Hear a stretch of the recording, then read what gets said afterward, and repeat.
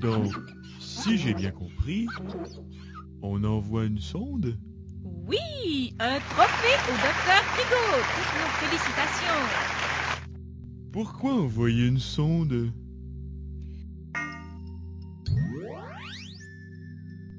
Maintenant que nous savons qu'il y a 4 planètes telluriques autour de cette étoile, nous envoyons une sonde pour savoir si une de ces planètes se trouve dans la zone habitable, possède une atmosphère, un champ magnétique. Un instant, là. Pas si vite. La zone habitable, une atmosphère, un champ magnétique. Mais qu'est-ce que c'est que tout ce charabia? Écoutez-moi bien et prenez des notes. Premièrement, la zone habitable. La zone habitable est la région autour d'une étoile où la chaleur est suffisante pour permettre à l'eau d'exister à l'état liquide. La présence d'eau liquide est essentielle pour que la vie, telle que nous la connaissons, puisse s'épanouir. D'après nos observations télescopiques, la zone habitable se situerait entre la 2e et la 4e planète.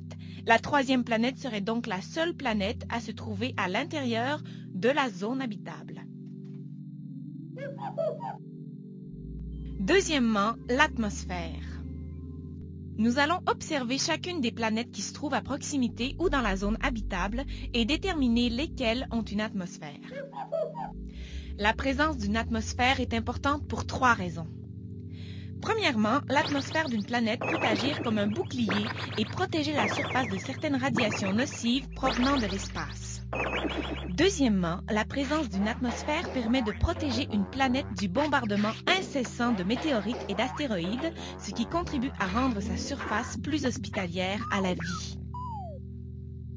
Troisièmement, et c'est ce qui est peut-être le plus important, sans une atmosphère suffisamment épaisse, l'eau ne peut pas exister à l'état liquide à la surface d'une planète.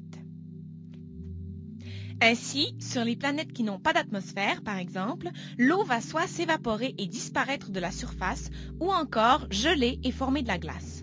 Dans un cas comme dans l'autre, la vie peut difficilement s'épanouir dans de telles conditions.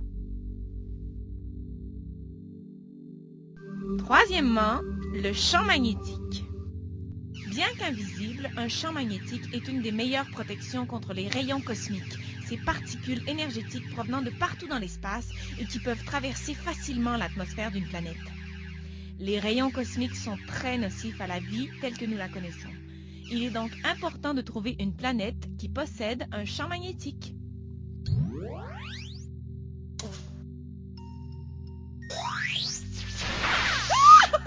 Ça marche! Quoi?